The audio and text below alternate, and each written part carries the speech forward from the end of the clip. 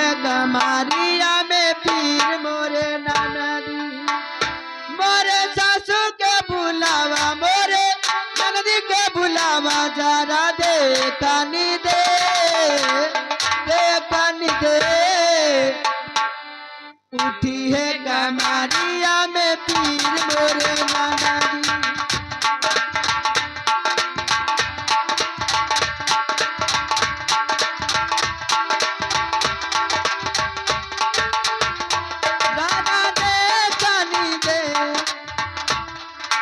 उठी है कमारिया में पीर मोरे नाना दी।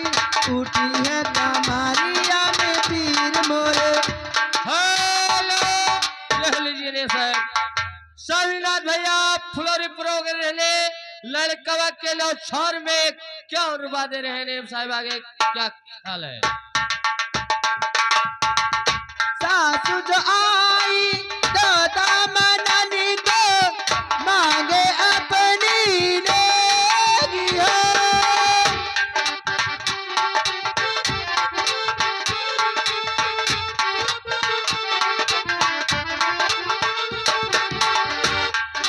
लेगी के बेरिया ये मत कहना पिया गए परदेसी हो।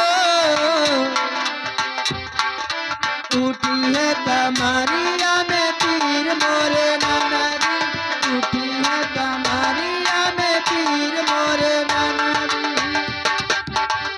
मोरे सासू के बुलावा मोरे ननदी के बुलावा जरा देखनी दे कमारिया में पीर मोरे नाना दी। उठी है कमारिया में पीर मोरे नाना दी।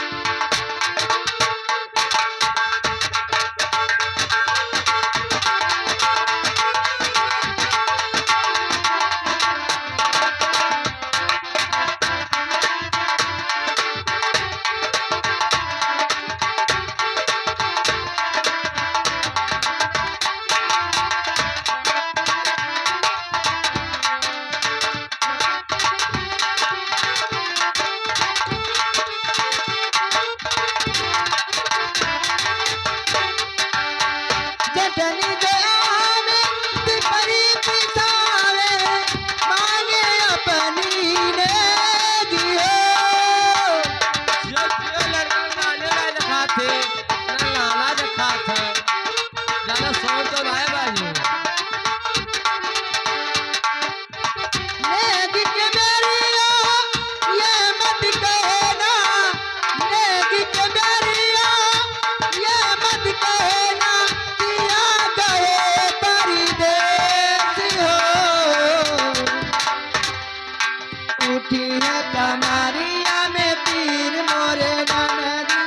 उठी है कमारिया में पीर मोरे नाना दी। मोरे सासू के बुलावा मोरे ननदी के बुलावा जरा देखनी दे देखनी दे। उठी है कमारिया में पीर मोरे नाना दी। उठी है कमारिया में पीर मोरे नाना दी।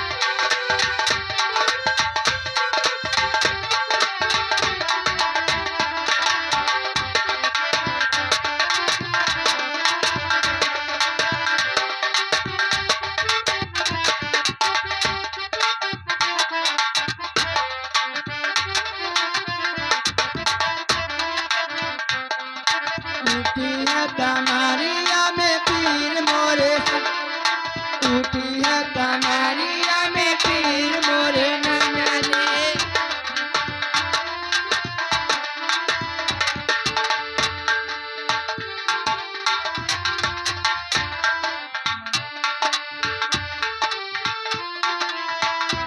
हेलो